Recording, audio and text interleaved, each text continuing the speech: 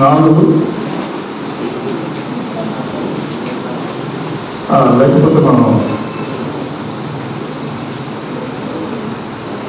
26 నుంచి చదవండి. 26 నుండి లూకా సువార్త 1వ అధ్యాయం 26 నుండి 35 వరకు చదువు. 6వ నెలలో గబ్రియేలును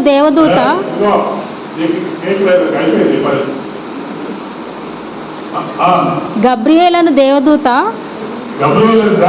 గలిలయలోని నజరేతను ఊరిలో దావీదు వంశస్థుడైన యోసేపును ఒక పురుషునికి ప్రదానము చేయబడిన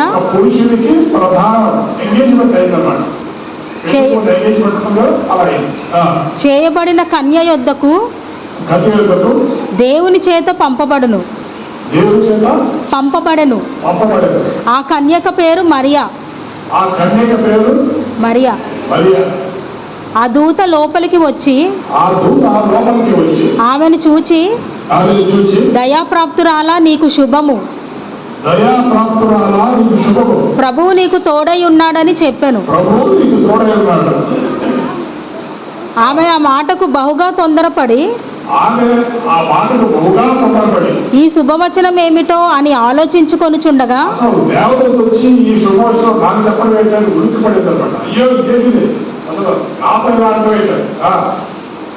దూత మరియా భయపడకుము, దేవుని వలన నీవు కృప పొందితివి, ఇదిగో నీవు గర్భము ధరించి కుమారుని కని ఆయనకు యేసు అను పేరు పెట్టుదు. ఆయన గొప్పవాడై సర్వోన్నతుని కుమారుడు అనబడును. ప్రభువైన దేవుడు ఆయన తండ్రి అయిన దావీదు సింహాసనమును ఆయనకిచ్చును. స్టిల్ 3 వర్సెస్ అదే. ఆయన యాకోబు వంశస్థులను యుగయుగములు ఏలును. ఆయన రాజ్యము అంతము లేనిదై ఉండునని ఆమెతో చెప్పెను. అందుకు మరియా నేను పురుషుని ఎరుగని దాననే.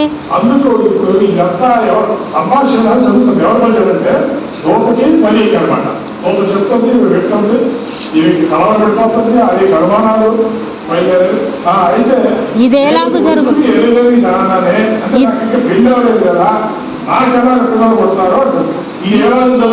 దూతతో అనగా దూత పరిశుద్ధాత్మ నీ మీదికి వచ్చును, సర్వోన్నతుని శక్తి నిన్ను కమ్ముకొనును గనుక పుట్టబోవు శిశువు పరిశుద్ధుడై దేవుని కుమారుడు అనబడును.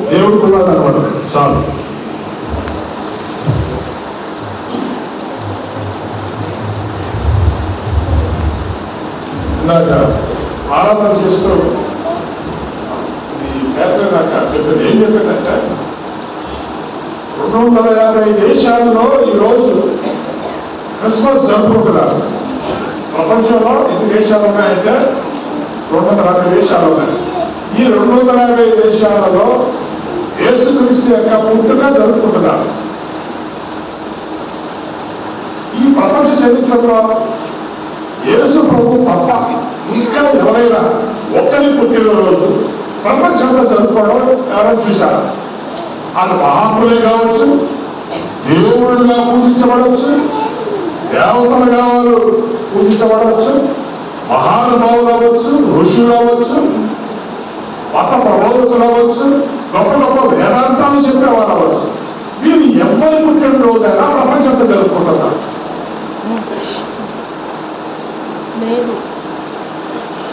లేదు కదా, ఎప్పుడు మనకు తెలియదు. కానీ ఈ ఒక్కరి పుట్టినరోజు వాళ్ళు డిసెంబర్లో 25 అంటే అది కాదు.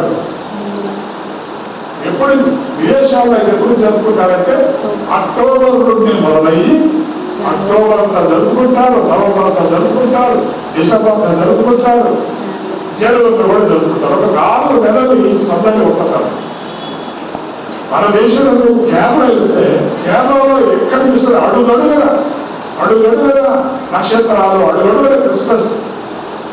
చెట్టులు అడుగడుగున యేసు ప్రభు యొక్క విగ్రహాలు, అడుగడుగున పాటలు, సందడి, గొప్ప సందడి. అంటే ఒక్క రోజే కాదు, ఒకప్పుడు ఒక రోజే జరుపుతారు, ఇప్పుడు 2-3 నెలలు జరుపుకుంటారు యేసు ప్రభు యొక్క పండుగ.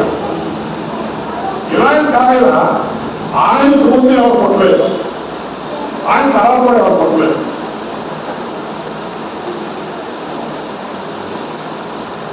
అది యేసు ప్రభు యొక్క ప్రత్యేకత. అంటే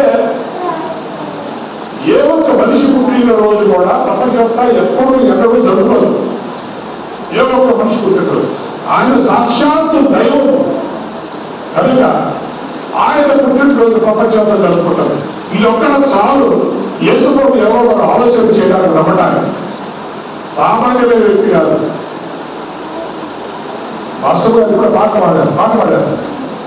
నీతో సమానెవరు, నీలా ప్రేమించేదెవరు, నీలా క్షమించేదెవరు, యేసయ్యా నీలా పాపికై ప్రాణం ఇచ్చిన వారెవరు, నీతో సమానెవరు, నీలా ప్రేమించేదెవరు. ఆయనతో సభలో ఎవరు లేరు, ఆయనతో సభలో ఎవరు లేరు.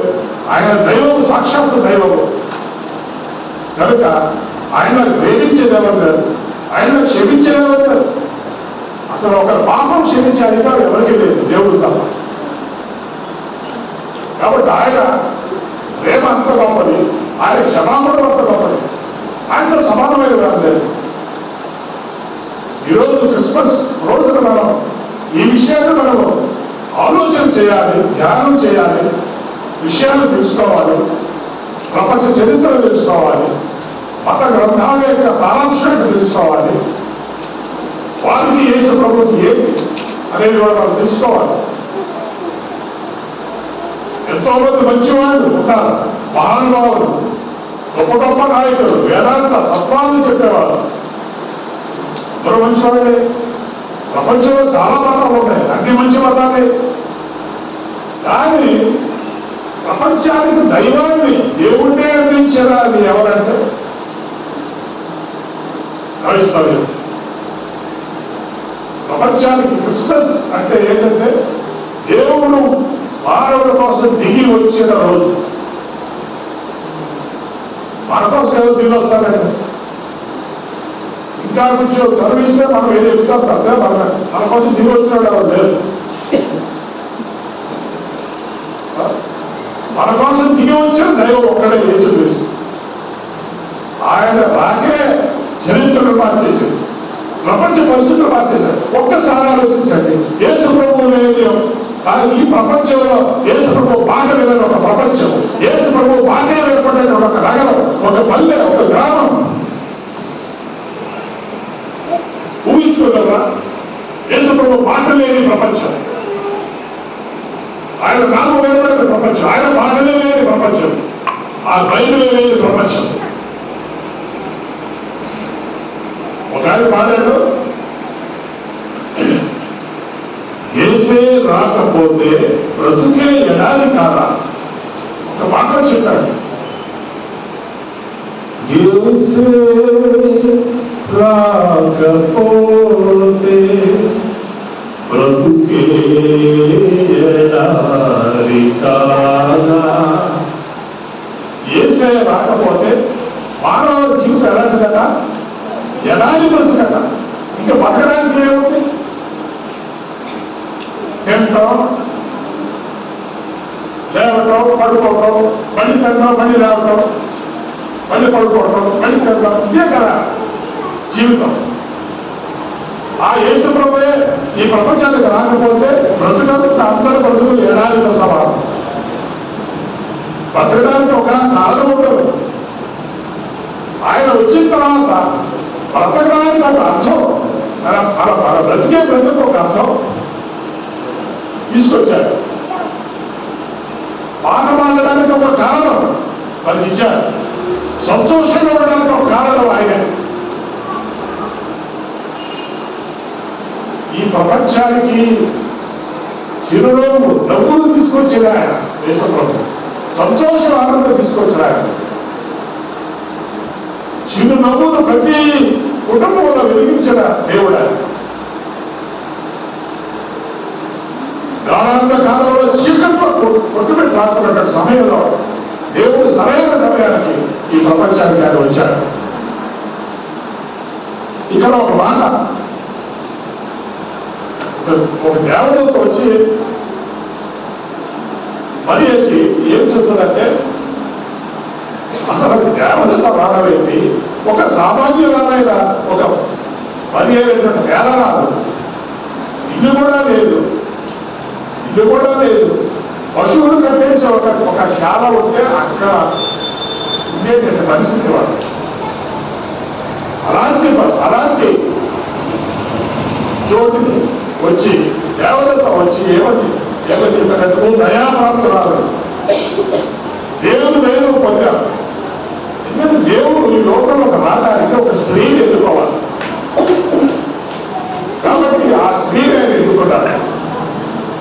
పవిత్రాలైనటువంటి అమాయకపు ప్రేమ, సరళమైన హృదయం కలిగినటువంటి ఒక స్త్రీ ఆమెను ఎదుర్కొని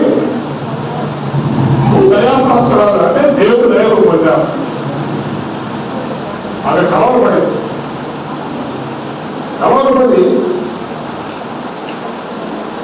ఏం చెప్పిందంటే, దేవదూత దయాప్రాప్తురాలా అని చెప్పదు, ప్రభువు నీకు తోడే ఉన్నాడు. ఆ మాటకు బహుగా తొందరపడి ఈ శుభవార్తను ఏమిటో అని ఆలోచిస్తాడు. అప్పుడు దూత ఏమన్నాడంటే, భయపడద్దు, దేవుడు వల్ల నువ్వు కృప పొందావు, ఇదిగో నీ గర్భము ధరించి కుమారుడు కానీ ఆయనకి యేసు అని పేరు పెడతాం. ఇదంతా బాగుంది ప్రభా, ఆయనకు పెళ్ళే కాదు కదా అని అంటే, నేను పురుషుడు ఎదుగుతుంది దానినే ఈ దేవాలయం జరిగిన ప్రయత్నం అనగా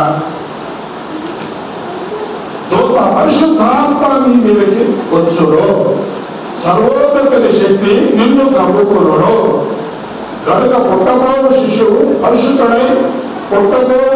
పరిశుద్ధుడై దేవుడికి వాడతాడు. ఇక చూడండి ఎలా కొడతాడు ప్రభు, నాలో దేవుడు కొడతాడంటే ఎలా కొడతాడు అంటే, ఆయన నువ్వు ఎలాగో యోసేపు పెళ్లి చేసుకుంటావు కదా, యోసేపు ద్వారా నీకు కొడతాడని ఆయన అనలేదు. ఏమన్నాడంటే, ఒక పురుషుని యొక్క సహాయం లేకుండా, ఎందుకంటే పురుషుడు స్త్రీ పెళ్లి చేసుకున్న తర్వాతే వారిద్దరు ఐక్యత ద్వారా పిల్లలు కలుగుతారు. ఇది అందరికీ తెలిసిన ఒక సత్యం. కానీ అలా కొడతారని ఇక్కడ దేవత అనలేదు. పరిశుద్ధాత్మ అంటే దేవుని ఆత్మ, ఆ పరిశుద్ధాత్మ నీ వేదిక వస్తుంది. అది వస్తాడు, పరిశుద్ధాత్మ నీ వేదిక వస్తాడు. సర్వోన్నతుని శక్తి నిన్ను కప్పుకుంటుంది. నిన్ను కప్పుకుంటున్నప్పుడు ఏం జరుగుతుందంటే, నీ గర్భంలో ఏం జరుగుతుందంటే, ఇక్కడ పురుషుడు వెయ్యవలసిన ఆ విత్తనానికి బదులు సాక్షాత్తు దేవుడే ఆయన తన విత్తనాన్ని తీసుకొచ్చి మరియ గర్భంలో పెట్టాడు.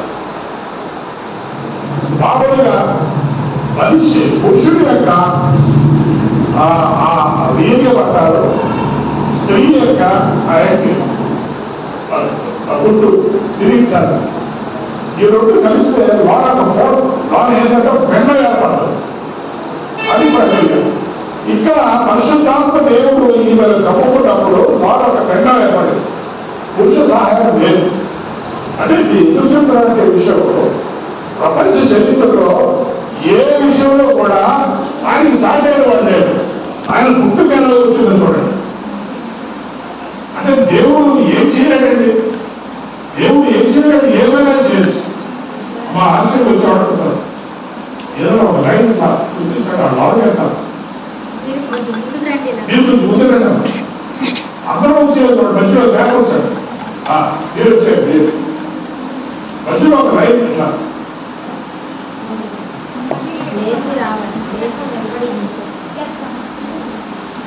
సరే ఇంకా డిస్టర్బ్ అవ్వకండి.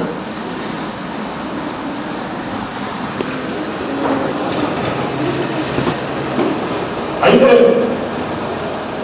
సర్వోన్నతుని శక్తి మీరు నమ్ముకున్నప్పుడు ఆమెలో దైవపిండం ఏర్పడేది. ఆ దైవపిండంలో ఏ పాపము లేదు. మనుషుడు కూడితే ఖచ్చితంగా పాపం ఉండదు. ఇక్కడ మనిషి కూడా లేదు. దేవుని మనుషులు దాస్తే ఆమె రావలసింది కనుక ఆమెలో పరిశుద్ధమైన శిశువు కొట్టడానికి ఒక పిండం ఏర్పడింది. ఇది దేవుడు ఎలా ఏమైనా చేయగలడు కదా. ఆయన రోజు మాట చేత ప్రపంచాన్ని నిర్మించిన దేవుడు ఇలా చేయగలడా, ఏమైనా చేయగలడా. అందుకనే యేసు ప్రభువులో మాత్రం ఆయన గర్భంలో పుట్టినప్పుడు మనం స్త్రీలోనే బయటకు రావాలి కాబట్టి ఆ మార్గాన్ని నిలుపుకున్నాడు తప్పితే ఆయనలో ఏ పాపము లేదు. ఈ మాట చెప్పడానికి అంత చెప్తున్నారు. ఆయనలో ఏ పాపము లేదు, ఆయన ఏ పాపము లేదు. ఎందుకు లేదంటే పాపము ఉన్న పురుషుడు ఆమెతో కూడా నేను ఇంటికి రావలేదు. కేవలం దైవ సంబంధమైన రమణ వెంట ఏర్పడి శరీరము రక్తాన్ని ధరించుకొని బయటకు వచ్చారు తప్పితే అందుకనే యేసు ప్రభుత్వం ఎవరు కూడా పోచడానికి వీలేదు. ఎంత గొప్ప మహనీయులైనా సరే, ఎంత మంచివాళ్ళైనా కావచ్చు, యేసు ప్రభుత్వం సమానులు కాదు. సమానులు ఎవరు ప్రభువు నీతో అని ఒక మాట పడదు. యేసు ప్రభుత్వం సమానులు ఎవరు లేదు. ఆయన పుట్టుకలో అలాంటి ప్రత్యేకత చూడమ్మా. ఎవరో ఆలోచించి ఇక్కడ దీపు పెట్టట్లేదు. ఇప్పుడు ఒక తేడా కోసం వెళ్తున్నారు. అక్కడ దీపు లేవు. ఎవరైనా ఒకరైనా ఆలోచిస్తున్నారు.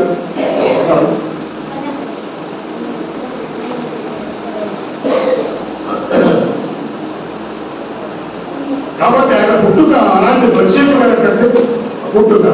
అందుకనే యేసు ప్రభువు పాపాలను క్షమించేటువంటి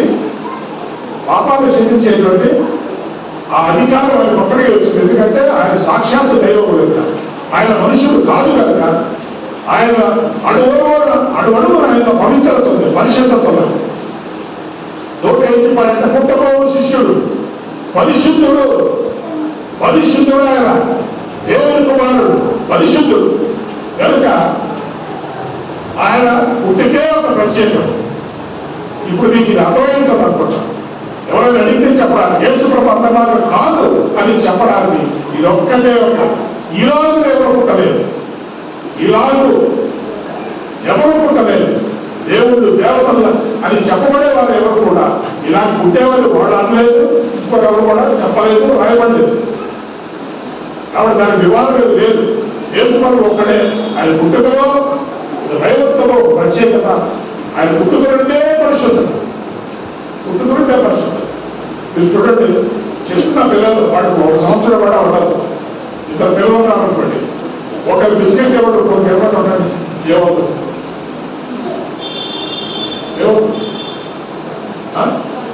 రెండో వాడు ఉడుకుంటారా? ఫస్ట్ పాప వచ్చేస్తుంది, రెండోది అసూయ వచ్చేస్తుంది. నాకు ఇవ్వకుండా దానికి ఇచ్చాడు. ఎక్కడ నుంచి ఇచ్చింది? 1 సంవత్సరం పిల్లలు అలాంటి అసూయ, కోపము, అదే పాపం అన్నమాట. పాపులు పుట్టాడు, పాపులే. ఎంత గొప్పవాడు ఆయన. వాడు ఇంజనీర్ రావచ్చు, ప్రధానమంత్రి రావచ్చు. పాపి పుట్టాడు కనుక ఆయన కూడా పాపం. ఎంత గొప్పవాడైనా పాపులే. ఒక్క యేసుతో ఒక్క పాపం రాకుండా పుట్టాడు. అందుకనే ఆయన ఏమి బోధించడానికైనా ఆయన ఆ సత్తా ఉంది. ఆయన అర్హుడు, అంత విలువ కలిగిన వాడు. ఆయన బోధింపితే దైవ లక్షణాలు, దైవ కార్యాలు, దైవ మాటలే తప్పితే. అందుకనే ఆయన లాంటి వ్యక్తి ఎవరు పడే ప్రపంచంలో లేదు. ఈ క్రిస్మస్ ఈ విషయం తెలుసుకోవాలి. సరే, ఇది అర్థమైంది. కాబట్టి మరి యేసు ప్రభు పుట్టినప్పుడు ఇలా పాట కదా బెత్లెహేములో ఏం జరిగింది? సందడి. ఇప్పుడు మీ ఇంట్లో ఒక కొడుకు కూతురు పుట్టారనుకోండి, ఏం జరుగుతుంది అక్కడ? ఏం జరుగుతుంది? సందడి జరుగుతుందా లేదా? అలాగే మీ ఇంట్లో పుడితే మీ ఇంట్లో వాళ్ళకి సమీప బంధువులకు సందడి. అందరికి సందడా? అందరూ పండుగ చేసుకుంటారా? అప్పుడు ఇంపాసిబుల్. కానీ యేసు ప్రభు గురించి చూడండి ఎంత గొప్ప సందడి అంటే రకరకాల కార్యాలు జరిగాయి. మొట్టమొదట సందడిలో భాగం ఏంటంటే ఒక తార వచ్చింది. ఒక తార వచ్చి తూర్పు దేశం నుండి అలాగే ఇస్రాయేల్ దేశానికి ప్రయాణం చేస్తూ ఒక తార వచ్చింది. మామూలుగా మన శాస్త్రవేత్తలు అంటారు, ఈ మత శాస్త్రాలు చదివినప్పుడు కూడా ఏమంటారంటే ఒక తార వెలిసిందంటే చాలా గొప్పవాడు ఎవరో పుట్టాడు. తార వెలిసిందంటే ఒక గొప్పవాడు ఎవరో పుట్టాడనుకుంటారు. అలాగే ఈ తార వెలిసినప్పుడు ఈ తూర్పు దేశం అంటే మన భారతదేశము, చుట్టుపక్కల చైనా, ఇటు జపాన్, ఈ ఈ ప్రాంతంలో ఉన్నటువంటి తూర్పు దేశాల నుంచి ముగ్గురు ప్రయాణాలు వచ్చారు.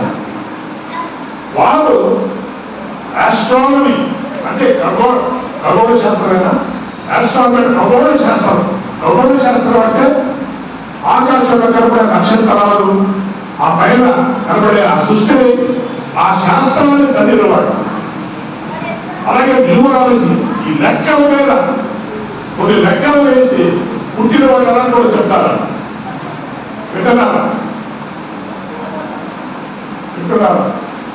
కాబట్టి అప్పుడు ఈ ఖగోళ శాస్త్రం చదివినవాడు, ఆకాశాన్ని నక్షత్రాలను చదివినవాడు, ఒక నక్షత్రం కనబడటం, వాళ్ళ శాస్త్రాలు చూస్తే రావాల్సిన ఒక మహాపురుషుడు, యుగ పురుషుడు ఒకరు ఎవరో వచ్చారు అని వాడికి ఎవరు చెప్పలేదు. వాడికైతే దేవతలు చెప్పలేదు, ఎవరు చెప్పలేదు.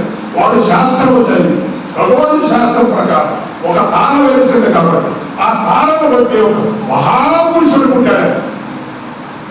మామూలుడు గారు మహాపురుషుడు పుట్టాడు. ప్రపంచంలో ఉత్తరించేటువంటి ఒక వ్యక్తి పుట్టాడు. వాళ్ళు ఒంటెలు క్యాబిల్స్ వేసుకొని అలా ప్రయాణం చేస్తూ వచ్చారు. అదొక వింత. మరొక వైపు తార వేసింది. మరొక వైపు ఏం జరిగింది? మరొక వైపు దేవదూత కనబడింది. దేవదూత కనబడి ఒక మధ్యరాత్రి సమయంలో ఈ గొర్రెలు అందరూ ఆ గొర్రెలను కాసుకుంటూ ఉంటే అక్కడ చలిమంట వేసుకొని చలి కాసుకుంటూ ఉంటే ఆ మధ్యరాత్రి వేళ మహా వెలుగుతో ప్రకాశమైంది. అక్కడ అయిపోయింది. మరి దేవదూత వచ్చి మరెప్పుడుకుని మొట్టమొదటి చెప్పిన మాట ఏం చెప్పింది దేవదూత? మరెప్పుడు మీరు ఎంత చక్కగా మాట. ఈ ప్రపంచంలో మనకి నీకు కానీ నాకు కానీ ఎవరైనా భయపడదని చెప్పిన వాడు ఎవరో ఉంటారా? మీరు బాగలేనప్పుడు, మీ మనసు బాగలేనప్పుడు, మీలో ఏదో సంఘర్షణ జరుగుతూ ఉన్నప్పుడు, నీకు ఎవరు లేనప్పుడు, ఈ బాధలను ఎవరు పట్టించుకోలేనప్పుడు ఎవరైనా వచ్చి నీకు ఏం భయపడతావా, నీకు ఎదురు నేనున్నాను కదా అని చెప్తే ఎంత ఆధారణ ఎంత మన పూర్వమైన ప్రపంచాలను మళ్ళీ మనం నిర్మించుకుంటాం. ఈ ప్రపంచంలో అంత బాధ, అంత వేదనలో ఉన్నవాడు ఒకటి గొప్ప మంది ప్రజలు కూడా ఆ బాధలు, ఆ వేదన, ఆ కన్నీరు ఆ భగవంతుడైన యేసుక్రీస్తు ఒకటే చేశారు. అందుకే దూతను పంపించి మీరు భయపడదు. ఎందుకు భయపడుతున్నారు? నేను ఉన్నాను కదా అని ప్రపంచంలో ఒక అభయం ఇచ్చాడు. చీకట్లో ఒక బతుకుతున్న వారు మధ్యలో ఒక వెలుగు, కాలు చీకట్లో కాంతి లేకలాగా ఆయన అక్కడ ప్రత్యక్షమే. మీరు భయపడరు. ఇదిగో ప్రజలందరికీ కలుగుబాబు గొప్ప సంతోషకర వార్త నేను చెప్తాను. గుడ్ న్యూస్ చెప్తున్నారు, మంచి వార్త.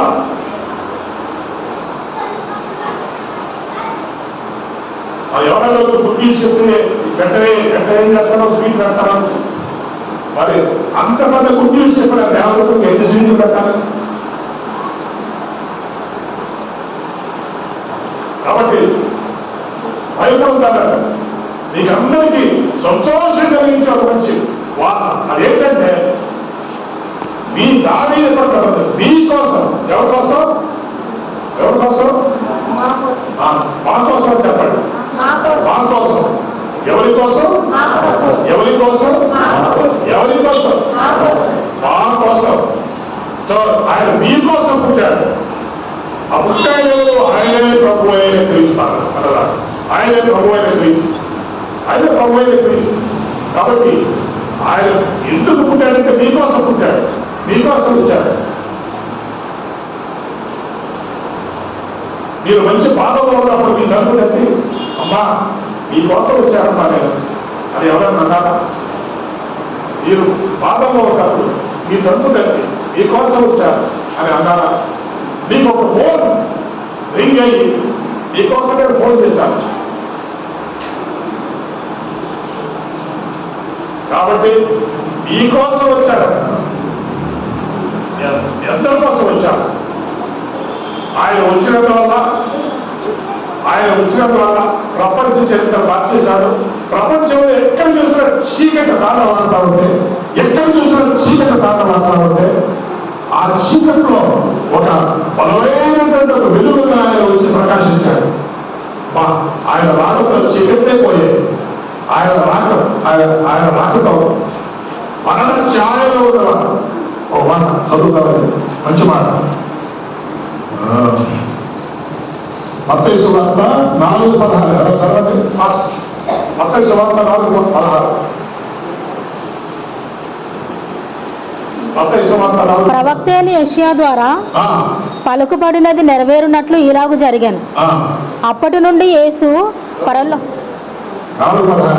ఎస్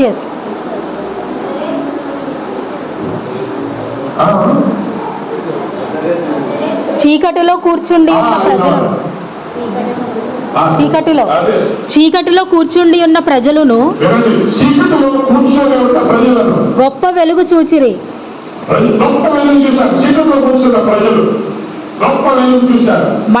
మరణ ప్రదేశములోను మరణ ఛాయలో కూర్చుండి ఉన్న వారికి వెలుగు ఉదయించాను.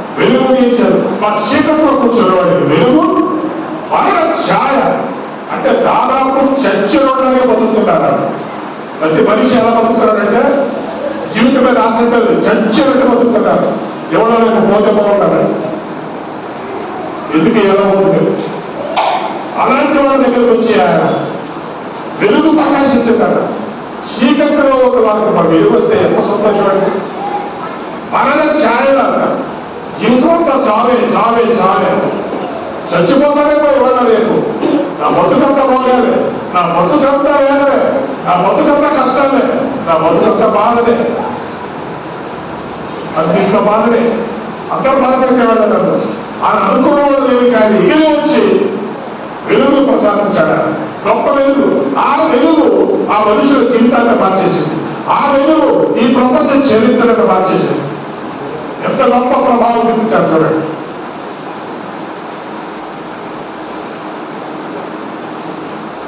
కాబట్టి చీకట్లో ఉన్నవారు, మరణఛాయలో ఉన్నవారు గొప్ప వెలుగు చూశారు. అందుకనే ఆయన నీ మనసులోకి వస్తే నీ జీవితం మారిపోతుంది. ఆయన నీ ఇంట్లోకి వస్తే నీ ఆయన మారిపోతాడు, నువ్వు మారిపోతావు, నీ పిల్లలు మారిపోతారు, కేవలం ఆడు మారిపోతారు. యేసు ప్రభు ప్రపంచంలో అడుగు పెట్టాడు, ప్రపంచ చరిత్రను మార్చాడు. యేసు ప్రభు అడుగు పెట్టడంతో వాతావరణం కూడా మారిపోయింది. ఇంతకుముందు చీకటి వాతావరణం లేదు. ఇప్పుడు మనం ఎవరికైనా చూడడానికి ఒక వ్యక్తి ఉన్నాడు, మాట్లాడితే వినేవాడు ఉన్నాడు, ప్రార్థన చేస్తే జవాబిచ్చేవాడు ఉన్నాడు. యేసయ్యా అని కేక వేస్తే పళ్ళు తీసుకుని వచ్చేవాడు ఒకడు ఉన్నాడు. అంత గొప్ప కార్యం, అంత గొప్ప కార్యం. దేవుడు మరి ఆయన రాక వల్ల ప్రపంచం చరిత్ర మారిపోయింది. ఆయన నీలోకి రాణిస్తే నువ్వు ఎవరైనా సరే, నీ కుల గురించి నాకు చెప్పద్దు, నీ మత గురించి చెప్పద్దు, నువ్వు ఎవరో చెప్పద్దు. ఆయన దేవుడు కదా అసలు. దేవుడికి ఏం కావాలి? నువ్వు కావాలి, నువ్వు కావాలి దేవుడు, నువ్వు కావాలి దేవుడు. నువ్వు రాణిస్తే ఆయన నీలోకి వస్తే జీవితమే మారిపోతుంది. నీ కుటుంబంలోకి వస్తే అబ్బా అదంతా పదలోకి కదా మారిపోతుంది. యేసు ప్రభు అలాంటి కార్యాలు చేస్తాను. వింటున్నారా? ఎక్కడ ఉంటున్నారు?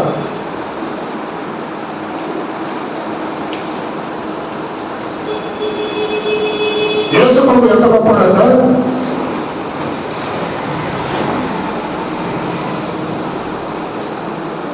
ఇక్కడ యేసు ప్రభు గురించి ఒక మాట అన్నారు.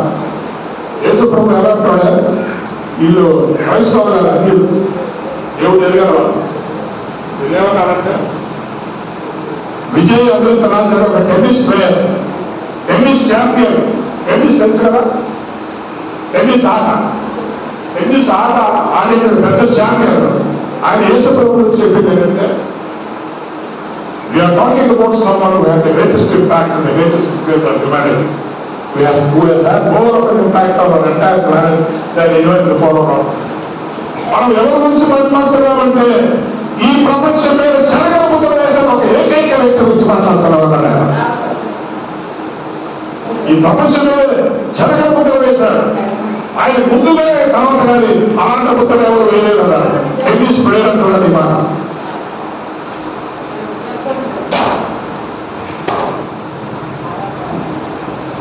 ఇంకోటంటున్నాడు,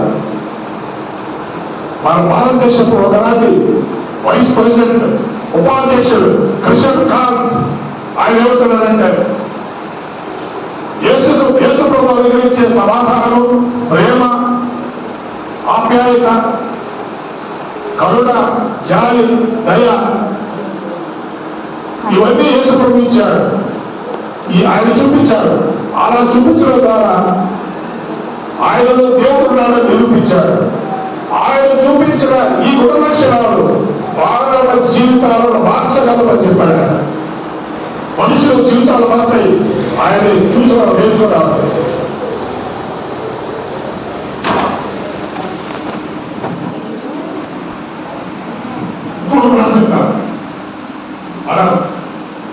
మన దేశం దగ్గర ఫ్రాన్స్ అనే ఒక దేశం, ఆ ఫ్రాన్స్ అనే దేశంలో ఒక పెద్ద విప్లవం వచ్చింది.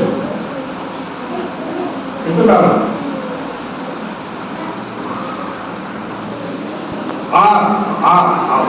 విప్లవం వచ్చినాడు. ఆ విప్లవకారుడు ఎవరంటే ఆయన పేరు నెపోలియన్. ఎంత విప్లవాన్ని సృష్టించాడు ఆయన. యేసు ప్రభు గురించి ఒక మాట అన్నాడు. ఏంటంటే, నాకు ముందుగా వచ్చేది అలెగ్జాండర్ ద గ్రేట్, ఆ తర్వాత వచ్చేది జూలియస్ సీజర్, ఆ తర్వాత వచ్చేది చార్లెస్ మ్యాగ్నీ.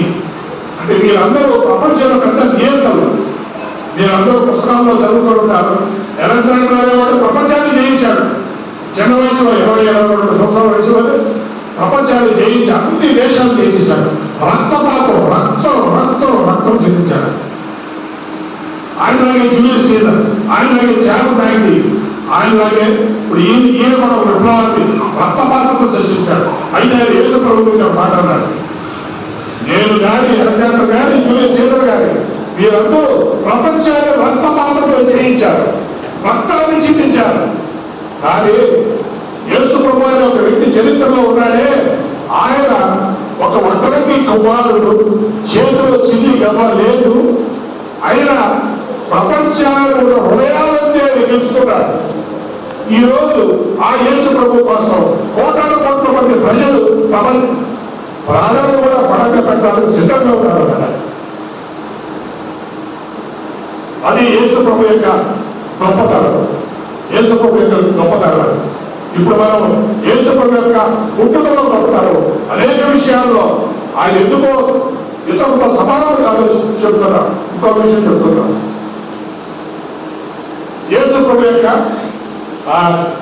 ఆయన చేసిన బోధలు, ఆయన పుట్టుక గొప్పది, ఆయన జీవించిన విధానం గొప్పది. ఇప్పుడు ఆయన టీచింగ్స్, ఆయన ఏం బోధించాడు అసలు అన్ని ముఖ్యమైన చెప్పుకోవచ్చు. మామూలుగా ఈ ప్రపంచంలో మామూలుగా అన్ని ఎవరైనా ఏ మతాలైనా సరే ఏం బోధ చేస్తారంటే, అది దుష్ట శిక్షణ శిష్ట రక్షణ. అంటే దుష్టుడిని శిక్షించడానికి ఆ దైవం వస్తాడు, ఆ దుష్టుడిని శిక్షించడానికి, మంచి వాళ్ళని రక్షించడానికి వస్తాడు. కానీ దీనికి ఆపోజిట్ అన్నాడు యేసు ప్రభు. మంచివాడు దుష్టుడు పాపుడు రోగస్తులకే కదా డాక్టరు, బాగున్నాడు డాక్టర్ అడిగాడు. ఎవరికైనా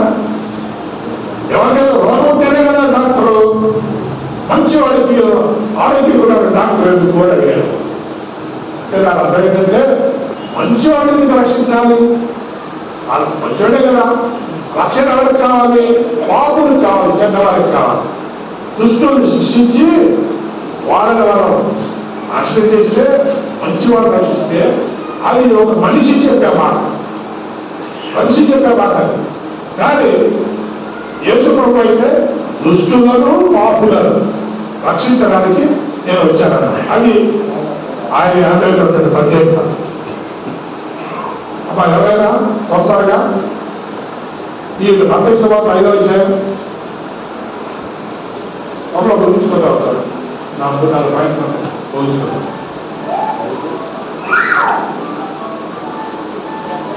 మత్తయి సువార్త 5, 13, 14. మీరు లోకమునకు ఉప్పై ఉన్నారు. వింటున్నారా? నిద్రపోతున్నారా? ఎవరైనా నిద్రపోతున్నాడు? హల్లెలూయా చెప్పండి. హల్లెలూయా.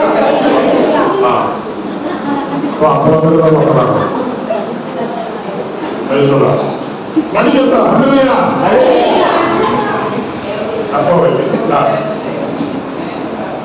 మీరు లోకమునకు ఉప్పై ఉన్నారు. లోకములకు ఉప్పై ఉన్నారు. ఉప్పు నిస్సారమైతే ఉప్పు నిస్సారమైతే అది దేని వలన సారము పొందును? ఇప్పుడు యేసు ప్రభు ఏం చెప్తాడంటే ఆయన వెలుగే ఉన్నాడు లోకానికి, అలాగే నమ్మినోడు కూడా వెలుగే ఉంటారు. అందుకే మనందరూ ఏమంటారు? మీరు లోకానికి వెలిగారు. అమ్మా ఇది చూడాలి, వినాలి. బయట చదువుతుంది చూసి మీరు అడ్డు వస్తారా? ఏ మనస్సు ఒక నిమిషానికి కట్టారా? చిన్నపిల్లలు ఎప్పుడు ఉంటారు, ఆటపాటలు ఎప్పుడు ఉంటాయి. అది దేవుడికి అసలు విషయం. మీరు లోకానికి వెలిగారు, అలాగే మీరు లోకానికి ఉప్పై ఉంటారు. ఉప్పు నిస్సారమైతే ఆయన ఏం చేస్తారంటారంటే ఆయన వెలుగు కనుక మనల్ని కూడా వెలుగుగా చేస్తారంటారు. మన బతుకు వెలుగుతో నిండిన బతుకు. మనం ఇంకొకరు వెలిగిస్తాం. ఎవరికి ఇస్తారు?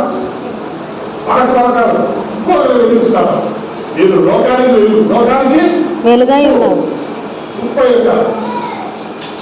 ఈరోజు మీరంతా చికెన్ చేసుకుంటారా? లేదు ఎంతో చికెన్ చేసుకుంటారు. ఒక చికెన్ మటనం ఏదో చేసుకుంటారు కదా, ఎవరో చేసుకుంటారు. చికెన్ మీరు ఉపయోగపడి ఎలా బాగుంటుంది. అన్నీ చేసి మసాలా వేసి అన్నీ చేసి ఉప్పు లేకపోతే ఇవి వేస్తాయి కదా చికెన్. అంటే అది ఆ ఉప్పుతే రుచి, లేకపోతే వచ్చి కొంచెం ఎన్నో ఏమవుతాయి పళ్ళాలు వైట్ శాస్త్రంలో మీకు పంపించలేదు. అంత పంపిస్తున్నారు. ఓకే వెలుగేదా. తర్వాత 5వ అలాగే పెట్టండి. 38 వచ్చిన లేదు 35. 38. కంటికి కన్ను, కంటికి కన్ను, పంటికి పళ్ళు అని చెప్పబడిన మాట మీరు విన్నారు కదా. నేను మీతో చెప్పానంటే మీరు బయట ఏం పెడతారంటే ఎవడైనా మీకు ఒక కన్ను మీకేసారు, ఎవడో వచ్చి నీ కన్ను మీకేసాడు అనుకోండి, మీరేం చేస్తారు? కంటికి కన్ను 2 కన్ను మీకేస్తారు. మీకేస్తారా? మంచివాడు చేయగలరా? కంటికి కన్ను, పంటికి పళ్ళు. ఎవడైనా వచ్చి పళ్ళు ఒకటో కూడగొట్టాడు, మీరేం చేస్తారు? 32 పళ్ళు కూడగొడతారు కదా. నిజం చెప్పేస్తున్నాం.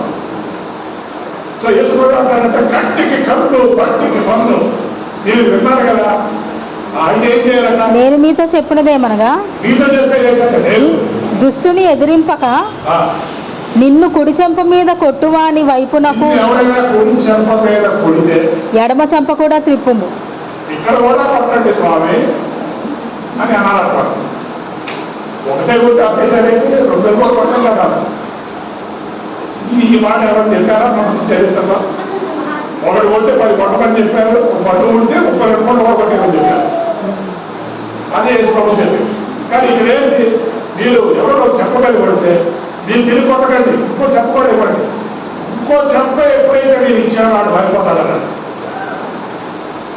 ఇంకో చెప్ప ఇక్కడ కూడా కొట్టండి ఇస్తే వాడు వెనక్కి వచ్చాడు. ఇదేంటి ఎక్కడ చూడండి, ఎందుకలా చేస్తారు? అబ్బా ఏసయ్య అని చెప్పాడు. ఏసయ్య అన్నమాట కూడా చెప్తారా అని చెప్పాడా? అదే చాలా ఒక జీవితం మాట్లాడు. ఇంకో చెప్ప అది కూడా పర్లేదు, ఎవరు ఎక్కడ పర్లేదు. ఎవరు ఇంకో రక్షించబడతాడు, ఇంకో తెచ్చుకుంటాడు దేవుడు. నెక్స్ట్ ఎవడైనా నీ మీద వ్యాజ్యము వేసి ఎవడైనా సరే కోర్టుకి రాయలేదు, నీ అంగీ తీసుకొని కోరిన ఎడల వానికి నీ పై వస్త్రము కూడా ఇచ్చివేయము. నీ దగ్గర అనుకుంటారు అంగీ అవన్నీ మన వేసుకునే షర్ట్ గురించి అనుకుంటారు. ఎవడో వచ్చి షర్ట్ లాక్కొని వెళ్ళిపోయాడు, ఏమంటే ప్యాంట్ గురించి ఎవడన్నా నీ షర్ట్ లాక్కొని వెళ్ళిపోతే నీ ప్యాంట్ కూడా ఇచ్చేయాలన్నాడు.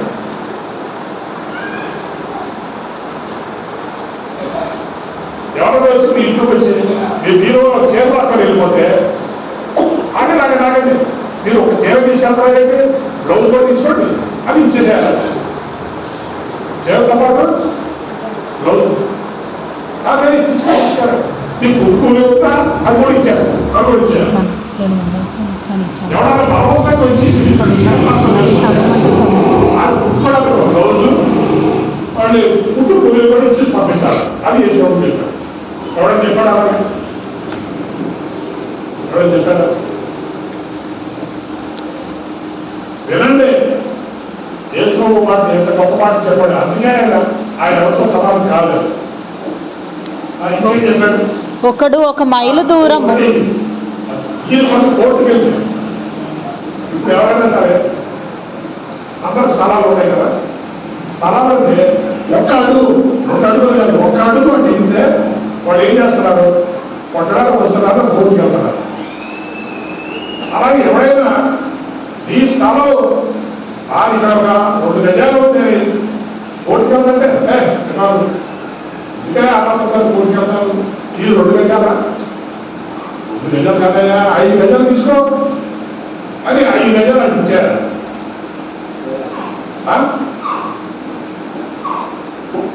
రియల్ ఎస్టేట్ వాళ్ళు భయపడతారు. 5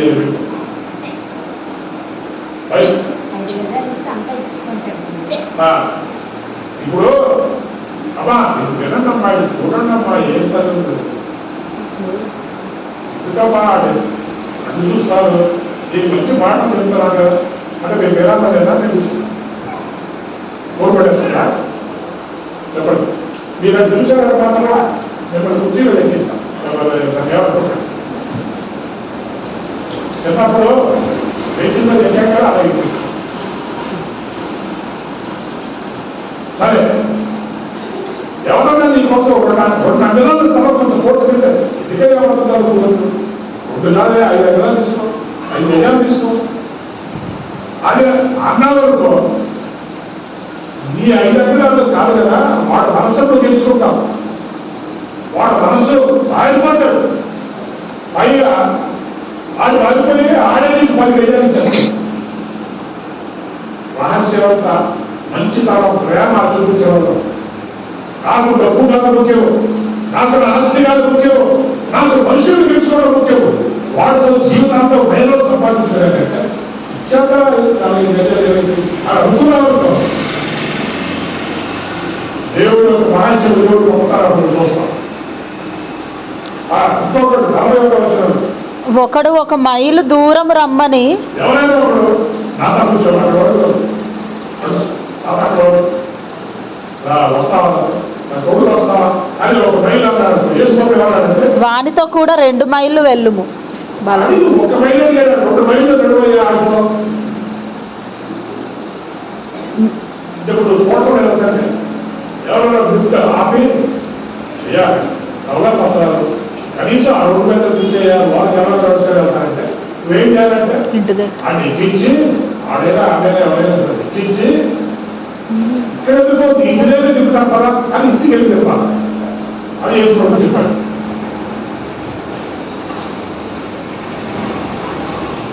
నిన్ను చదవాలా, నిన్ను అడుగువానికి ఇమ్ము. కాబట్టి అలా ఉండాలండి, ఇంకేంటి అక్కడ లేదా పడతారా మీ ముఖంలో ఎదుగులేదు. ఎక్కడ బాబు క్రిస్మస్ ఏదో వచ్చి కేక్ పంపిస్తారనుకుంటే ఇలాంటి చెప్తాడు, ఒక నిమిషం పడ్డాడు. అందుకని మీరు మొత్తం అన్నట్టు వస్తున్నారు. బాబాయ్ చూడలేదు చూస్తే బాబాయ్ చేయాల్సి వస్తుంది. ఇలా ప్రతి క్రైస్తవుడు ఆయన చెప్పిన మాటలు వింటే ప్రపంచం మారిపోతుంది. ప్రపంచం మారిపోతుందమ్మా, ప్రపంచం మారిపోతుంది. తర్వాత నిన్ను అడుగువానికి ఇమ్ము, నిన్ను అడుగువానికి ఇవ్వు. ఇది బాగా మీకు వినపడుతుంది కదా, వినపడుతుందా? ఏం వినపడుతుంది మీకు? మిమ్మల్ని అడుగువానికి ఇవ్వు. నిన్ను వాళ్ళ దగ్గర పుచ్చుకోవడం లేదు, వాళ్ళ దగ్గర పుచ్చుకోవడం లేదు, అడుగువానికి మీరు ఇవ్వండి. చెప్పు. నిన్ను అప్పు అడుగగోరు వాని నుండి నీ ముఖము త్రిప్పుకొనవద్దు. మళ్ళీ ఇలాంటి గోడలు చెప్పేస్తున్నారు. ఏం చెప్పాలి చేసుకోవడం చెప్తాడు. ఇంకా ఎవరైనా అప్పుడైనా చూస్తే వాళ్ళ దగ్గర మొక్కలు చాట్ వేసుకోవద్దు అంటాడు.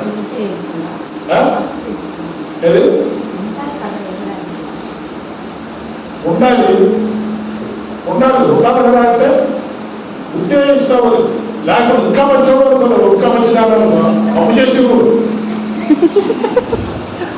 కూడా కష్టంగా ఉన్నాడు.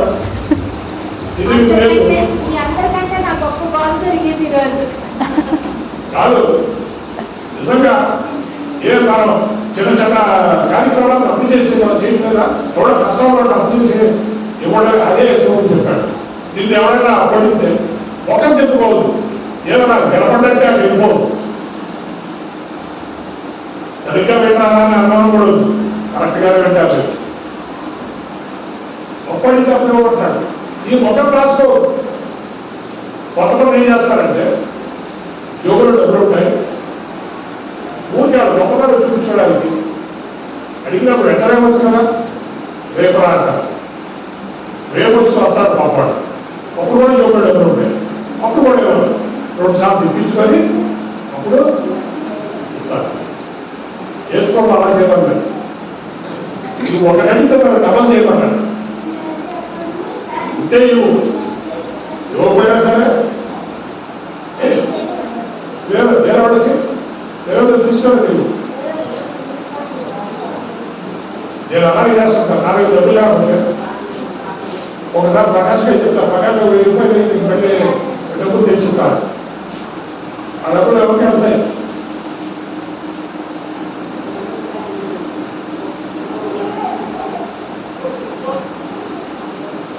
యేసు ప్రభు ఆయన జీవించిన జీవితం ఎలాంటిది, ఆయన మనకు చెప్తున్న మాట్లాడాలి. అలా జీవిస్తే ఈ ప్రపంచం ఎందుకు మారదు, ఈ సమాజం ఎందుకు మారదు? తప్పులన్నీ మనలో ఉంటాయి, పొరపాట్లన్నీ మనయే. నెక్స్ట్, నీ పొరుగువాని ప్రేమించి నీ శత్రువుని ద్వేషించమని చెప్పబడిన మాట మీరు విన్నారు కదా.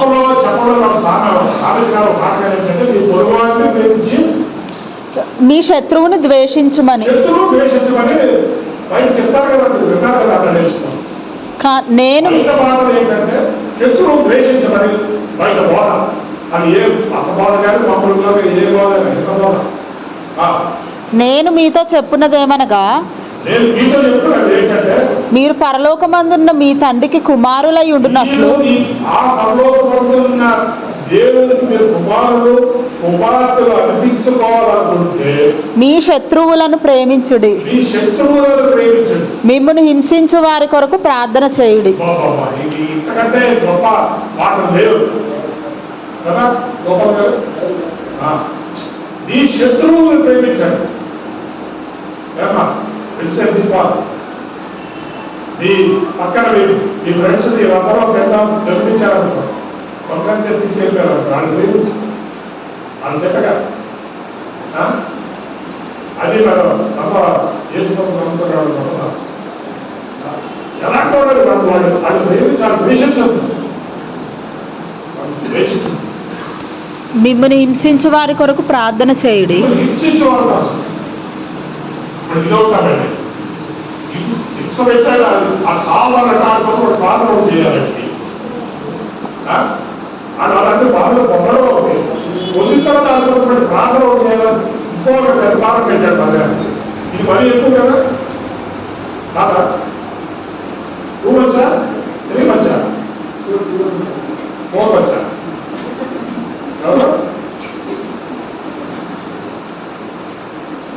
ఆయనే ఇస్తాడు ఆ ప్రేమ. ఇది మరీ ఎక్కువ ఆయన ఇచ్చి కదా? ఆయనే ఎక్కువ తీసుకుంటాడు. ఏమడుగుతున్నాడంటే, అన్ని బాధపడిన తర్వాత రాత్రులు ప్రార్థన చేయాలి. ఏదో ప్రార్థన చేయాలి, ఆ డాన్స్ అయిపోతుంది కాదు, అది కాదు. అయ్యో మీరు తప్పు పెట్టున్నారే, వాడు డాన్స్ అయిపోవడం వాడు ఎప్పుడు ప్రార్థన చేయకూడదు. వాడు బాగుండాలి, వాడు మారిపోవాలని ప్రార్థన చేయమంటాడు దేవుడు. ఆయన చెడ్డవారి మీదను మంచివారి మీదను ఆ, తన సూర్యుని ఉదయింపచేసి నీతిమంతుల మీదను అనీతిమంతుల మీదను వర్షము కురిపించుచున్నాడు. చాలు చాలు చాలు. లాస్ట్ ఆ, మీరు మిమ్మును ప్రేమించు వారినే ప్రేమించిన ఎడల మీకేమి ఫలము కలుగును? ఆ. సుంకరులను అలాగు చేయుచున్నారు కదా. ఇంకో విషయం చెప్పాడంటే, మిమ్మల్ని ప్రేమించడం అంటే మీరు ప్రేమిస్తే మీ గొప్పతనం ఏంటంటే అడిగాడు. అది చెప్పండి, మీ గొప్పతనం ఏంటంటే చెప్పండి. మీ గారి గొప్పతనం చెప్పండి, మీ గొప్పతనం. మీరు గొప్పవాళ్ళని ఎప్పుడు వేసుకోవడం అంటాడంటే, ఇప్పుడు ఈరోజు చూసుకోవచ్చు కదా, బంధువులు మీరు ఎవరు పిలుస్తారు, ఫ్రెండ్స్ అని పిలుస్తారు. అందుకే కొంత రాలేదు రోజు ఆ కార్యక్రమంలో ఉన్నారు, వాడు పిలుస్తారు. పిలిస్తే వాడు ఏం చేస్తాడు, వాడు వచ్చి ఏదో భోజనం చేస్తాడు. వాడు వాడు తిరిగి ఇంకా 15 రోజుల తర్వాత సంక్రాంతికి పిలుస్తాడు. ఏం పిలుస్తాడు? సంక్రాంతి పిలుస్తాడు, తిరిగి వెళ్తాడు. ఇక్కడ పెట్టిన భోజనం చేళ్ళు, అక్కడ పెట్టిన భోజనం చేళ్ళు. నేను నీకు నాకు అప్పేరు లేవని చెప్పుకుంటాను. ఇదేమి ప్రేమలు, ఇదేమి భోజనాలు, ఇలాంటివి నాకు అవసరం చెప్పండి. అందుకే ఏమన్నాడంటే, మీ బాబు మీ సార్ నువ్వు ప్రేమించడం అంటే ఏంటంటే మీ గొప్పతనం అడిగాడు.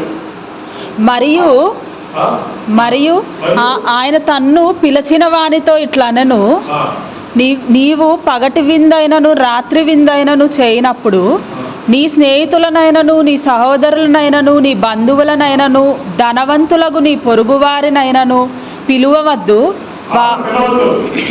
వారు ఒకవేళ నిన్ను మరలా పిలుతురు గనుక నీకు ప్రత్యుపకారం కలుగును. అయితే నీవు విందు చేయనప్పుడు బీదలను అంగహీనులను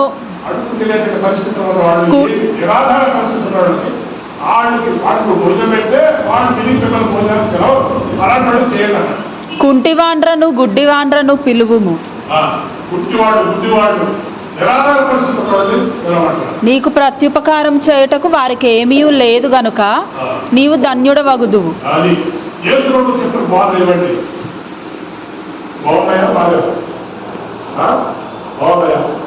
అలా చేస్తారా? ఎలా చేస్తారా? చేస్తారా?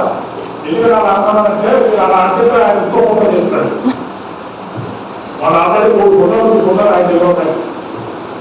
ఇప్పుడు 4 ఫోటోలు నీకు అర్థం కాలేదు కదా, అది ఇప్పుడు తర్వాత చెప్తాను. వాళ్ళకి అర్థం కాలేదు, ఏంటి ఫోటో కూడా దేవుడు ఎప్పుడైనా నీ పని చేస్తాడంటే ఫోటో చేస్తాడన్నాడు. మళ్ళీ ఆ ఫోటో చూపిస్తాడు. వీళ్ళు అన్నాడు ఆ రోజు చేస్తారంటే ఇప్పుడు ఎవరు ఫోటో చేస్తారని అబ్బా తెలుగు వాళ్ళు ఎక్కడ లేవు బాబోయ్.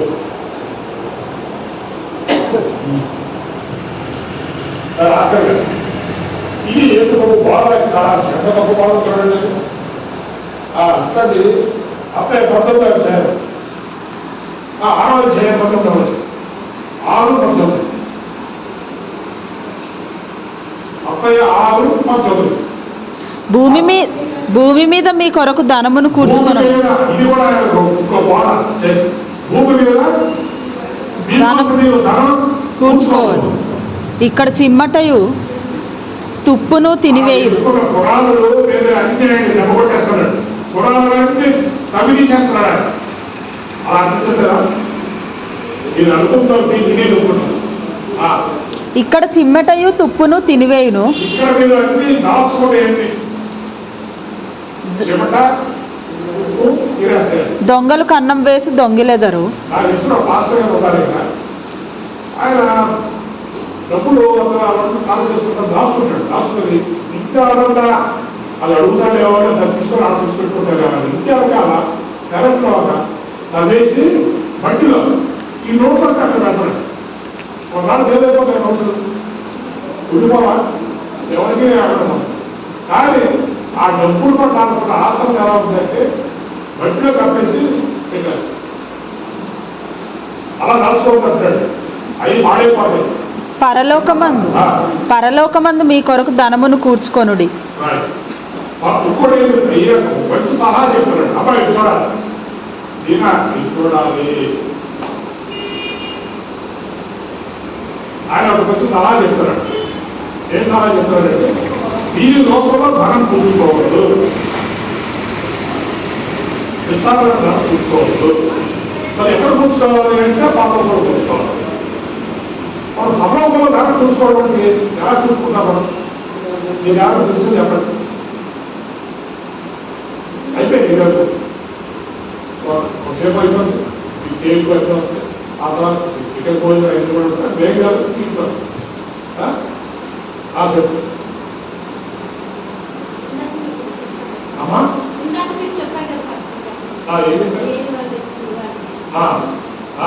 ఇప్పుడు పరలోకంలో ధనం చూసుకుంటామంటే నేను చెప్పేది కూడా అందువల్ల వచ్చేస్తుంది. అంటే పేదవాడి పని చేయడం ద్వారా, లేని వాటిని చేయడం ద్వారా అంత అదొకటే కాదు. ఈ లోకంలో ఇలాగ ఇప్పుడు ఒక సంఘం స్థాపించబడింది ఇక్కడ, ఆ సంఘంలో ఇంతమంది కూర్చుంటున్నారు. ఇలాంటి కోట్ల సంఘాలు స్థాపించబడి దేవుళ్ళలోకి అంతా నడిపించి వాళ్ళు దేవుడి సంఘంలోకి వచ్చి ఆ తర్వాత దేవుడి యొక్క రాజ్యంలో పెడతారు. దానికి దేవుడు రాజ్యం విస్తరించడానికి డబ్బులు ఖర్చు అవుతుంది, సువార్తకు డబ్బులు ఖర్చు అవుతుంది, చర్చలు పెట్టడానికి డబ్బులు ఖర్చు అవుతుంది, పేదలను సాయం చేయడానికి డబ్బులు ఖర్చు అవుతుంది. ఆ దానికి డబ్బులు ఇవ్వకుంటున్నాడు దేవుడు. ఆ పనికి డబ్బులు ఇవ్వడం లేదు, ఆ పనికి డబ్బులు ఇవ్వడం. ఆ పనికి మీరు లేకపోయినా పుట్టినరోజు జరుపుతారు కదా, ఎక్కడి నుంచో డబ్బులు చేసి. మీకు లేకపోయినా భోజనాలు పెడతారు కదా, ఎక్కడి నుంచో డబ్బులు చేసి. మీరు లేకపోయినా ఒక చీర కొనుక్కుంటారు కదా, ఎక్కడి నుంచో డబ్బులు తెచ్చి. మీకు లేకపోయినా అప్పు తీసేలా ఒక సైకిల్ కొట్టాలి కదా, ఎక్కడి నుంచో డబ్బులు తెచ్చి. మీకు లేకపోయినా కడుపు ఎవ్రీ మంత్ ఇన్స్టాల్మెంట్ మీద కొనేస్తున్నారు కదా, లేదు కొత్త మోటార్ సైకిళ్ళు, టీవీలు ఏమన్నా నీకు తెలుసుగా వాడటం. నీకు లేకపోయినా కొంటావు, నువ్వు లేకపోయినా ఎక్కడ తెచ్చేస్తావు. లేకపోయినా నేను ఒక సంవత్సరం నుంచి చెప్తున్నాను, అమ్మా మన తొందరలో అయితే టీవీలో ఒకటి చూసేయాలి, ఒక్కోదానికి 10,000 అవుతాయి. అటేటో చూడడం అలా పెట్టంటే అది ఎవరి కోసం అన్నట్టు, ఇది మన కోసం కాదన్నట్టు. అంటే దేవుడు రాజ్యం ఇది లేకపోయినా నువ్వు ఎలాగైతే అన్నింటి కోసం ఎక్కడి నుంచి తెచ్చి చేస్తావు. ఇందాక కరోనా ముందు ఎక్కడ విషయపడేవాడు, మన చర్చకు వచ్చేవాడు బాలయ్య. చేతులకు రూపాయలు పేదరైనటువంటి ఏమీ లేదు. రోజు వెళ్ళాడు, అది ఏంటి ఎక్కడ ఇంటిలో చీరలు ఇంటికి ఏంటంటే పోలీసారు. ఏదో శ్రీమంతం ఏదో అట్లా ఏదో దూర బంధువులు వాళ్ళ కోసం అప్పులు చేసి నీ చీరలు నిలబెట్టాలి. చాలా వాళ్ళు ఏమన్నారో తెలియదు. ఎక్కడో దూర బంధువుల కోసం అప్పులు చేసి అంత చక్కగా చేస్తున్నారు కదా, సంతోషంగా. దేవుడి రాజ్యం కోసం అలాగ నువ్వు చేసి ఆ దేవుడి రాజ్యం కట్టలేవాడు. అలా చేసిన వాడితే పరలోకంలో ధనం ఉంటుంది, పరలోకంలో స్థానం ఉంటుంది. అలా చేయడానికి ఏముండదు. నీకు ఎంత ముందు చెప్పాను. అలా చేయడానికి ఏముంటుందంటే యేసు ప్రభు నమ్మినందుకు ఆ జగనన్న ఇల్లు రామరావు ఇల్లు ఏదో ఉంటాయా, నీకు ఆ రామరావు ఇల్లు జగన్ మాత్రం ఉంటాయి. ఎక్కడ అక్కడ జన్మలు మీ ఇష్టం కాదు.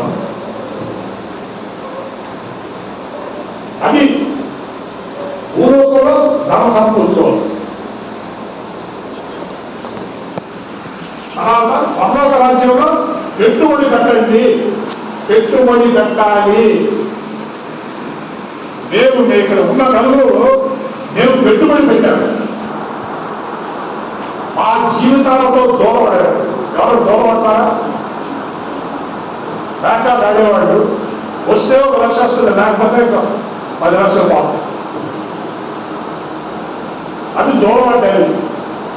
ఆ జీవితాంతాలు మీరు జోలపడారు. ఆ పుణ్యాన్ని అమ్మేశారు దేవుడు రాజ్య కర్త కోసం. నేను చేసి మీకు చెప్తున్నాను, నేను చేయకుండా కోట్ల రూపాయలు ఆ బ్యాంక్ అకౌంట్లో పెట్టుకొని చెప్పట్లేదు. అలా ఎన్నడూ ఎప్పుడు చెప్పాం. అది దేవుడు రాజ్యంలో మేము పెట్టుబడి పెట్టారు. ఇక్కడ కనపడకపోవచ్చు, కనపడకపోవచ్చు, అక్కడ కనపడదు. అది శాశ్వతంగా కనపడదు. ఇక్కడ కనపడదు. ఇక్కడ ఏమన్నా సరే నీకు ఒక వస్తువు కావాలంటే ఎలా సమకూర్చుకుంటూ రావాలి, ఏమి చేసి సమకూర్చుకుంటూ రావాలి. అంతకంటే ఎక్కువ చేసి దేవుడు రాజ్యాన్ని కట్టకపోతే నీ బతుకుకి ఏం అర్థం లేదు. నీ బతుకు ప్రతివాళ్ళు బతుకుంటే సమానం. ఆ ఎత్తుకో ఉండబట్టి నీకు ఏదో చెడ్డ ఇల్లు అక్కడ ఇవ్వచ్చు. మిగతా ఏం కూడా పెట్టుబడులు మీ పేరు మీద పెట్టుబడులు పేరు ఉండకపోతే ఎంత ఘోరమైన విషయం అది. అలా చేయకండి. దేవుడు రాజ్యంలో పెట్టుబడి పెట్టండి. దేవుడు రాజ్యం కోసం డబ్బులు తీసుకోవచ్చు. దేవుడు రాజ్యాన్ని కడతాను సార్. అలా అంటే అలా అన్నారు. అది మీకు అర్థమైపోయినా పర్వాలేదు. తప్పుగా అర్థం చేసుకుంటే మాత్రం అది మాకు మాత్రం మీకు మాత్రం తప్పుగా అర్థం చేసుకోవాలంటే మేము ఇంతకుముందు ఒక మాస్టర్ గారు మనందరూ దశభాగాలు తెచ్చి దేవుడికి ఇవ్వాలి, అది మన బాధ్యత అని చెప్తే అది మీద ఒక ఆయన మానేశారు, గురే మానేశారు. ఎవరు ఎందుకు మానేశారంటే మరి మీరు ఏదో తెచ్చి ఇవ్వాలంటున్నారు కదండి, అందుకని మానేశారండి. చక్కగా చెప్తాడు. ఆయన ఎంత ప్రేమించి ఆయన ఎన్నిసార్లు వాళ్ళ గృహానికి వెళ్ళేవాడు, వాళ్ళు వాళ్ళ బాధలను వాళ్ళ ప్రార్థన చేసి వాళ్ళు ఆదరిస్తే దేవుడికి ఇవ్వాలన్నప్పుడు నీకేం అర్థం కాదు. ఇంకొక దగ్గర ఏదో వస్తుందంటే నీకు అన్నీ అర్థం. దాన్ని చదువు అక్కర్లేదు, ఏం అక్కర్లేదు.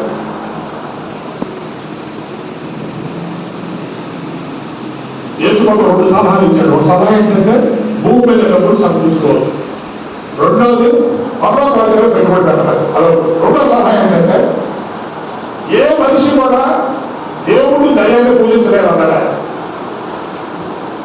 ఏ మనిషి కూడా ఒకవేళ దేవుడు ఒకసారి దయ్యాన్ని ఈ 2 పూజించాడు చాలా ప్రమాదం అన్నాడు. దేవుడైతే యెహోవా దేవుడైతే ఆయనే ఆరాధించు. ఇక్కడ ప్రపంచంలో 2 శక్తులు ఉన్నాయి, దేవుడు దెయ్యం.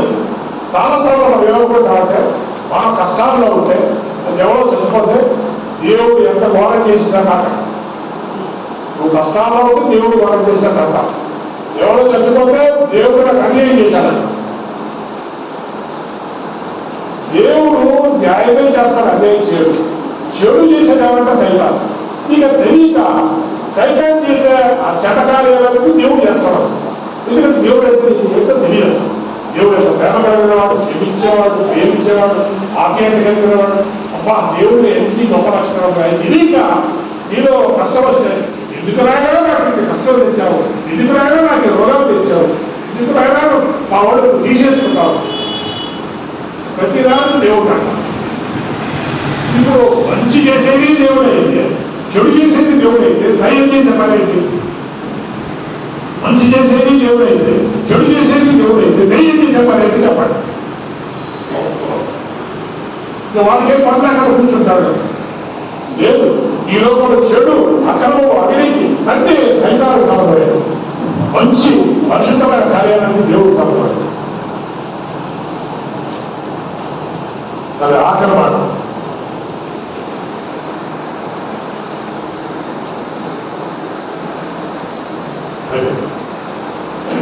రెండు నిమిషాలు ముగిస్తాను.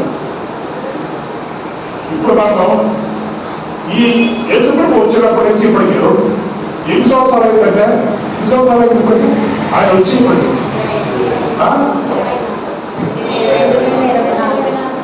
ఎంత 2024 సంవత్సరాలు లేదు, 2020 సంవత్సరాలు. అది కేవలం రాలేదు కదా.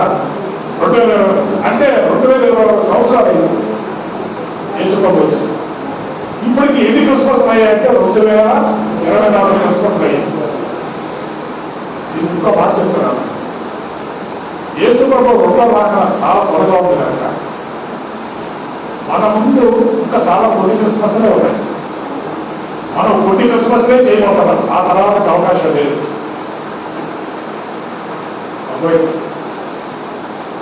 చాలా కొన్ని క్రిస్మస్లే మనకు ఉన్నాయి. ఇంకో 10 క్రిస్మస్ చేస్తామో లేదో తెలియదు. ఇంకొక 10 క్రిస్మస్ మనం చేస్తామో లేదో తెలియదు. చాలా తక్కువ క్రిస్మస్లు ఉన్నాయి, ఎక్కువ క్రిస్మస్ అయిపోయాయి. ఇప్పుడు చివరికి వచ్చేసారు. ఈ తక్కువ క్రిస్మస్ ఎందుకున్నాయంటే యేసయ్య ఒకసారి వచ్చేటప్పుడు రెండోసారి మన కోసం మనం తీసుకెళ్ళడానికి వస్తున్నాడు. ఒక వాక్యం చదివించి ముగించాడు. దానికి సంబంధించిన వాక్యం లూకా 21 లూకా 21 34 35 వచ్చినాడు. ఎవరు చదవండి? లూకా లూకా 21 34 35 వచ్చినాడు. మీ హృదయములు మీ హృదయములు ఒకవేళ తిండి వలనను మత్తు వలనను ఐహిక విచారముల వలనను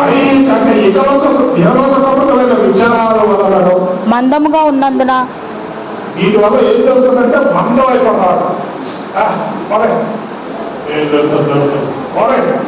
అది అది మనసుకు వస్తున్నాడు. అలా రాలేకంటున్నాడు. ఆ దినము అకస్మాత్తుగా మీ మీద కురి వచ్చినట్టు. ఎందుకు అలా ఉండాలంటే మీరు అలా ఉండకూడదంటే ఆ దినం అంటే దేశంలో రాకుండా అకస్మాత్తుగా మీ మీదకి ఉరి వచ్చినట్లు రాకుండా వస్తుంది. మీ విషయమై మీరు జాగ్రత్త పడవాలి. జాగ్రత్త పడండి. ఈ విషయమై జాగ్రత్త పడండి. ఏ విషయము? ఈ విషయంలో జాగ్రత్త పడండి. ఇతర వస్తువులు ఉండకండి. మీరు జాగ్రత్తగా ఉండండి. ఆ దినము భూమి అంతటా నివసించు వారందరి మీదకి అకస్మాత్తుగా వచ్చును. అకస్మాత్తుగా ఒక సునామీ వచ్చినట్టు వస్తుంది అది. కాబట్టి మనం చాలా జాగ్రత్తగా ఎంచకపోకుండా అప్రమత్తంగా దేవుడు చెప్పిన మాటలన్నీ వాటిని మనం చేయడానికి ప్రారంభించి చేస్తూ దేవునికి నమ్మకమైన సాక్షిగా ఉంటుంది. ఎందుకంటే ఇంకా మన ముందు కొన్ని క్రిస్మస్లే ఉన్నవి. చెప్పండి, నా ముందు కొన్ని క్రిస్మస్లే ఉన్నవి. ఆ తర్వాత ప్రభు రాకడ వస్తుంది. అందుకే నేను అప్రమత్తంగా ఉంటాను, వెలుగుగా ఉంటాను, జాగ్రత్తగా ఉంటాను. ఆమె అలాగే ఉంటుంది. ప్రార్థన చేసుకుంటాను.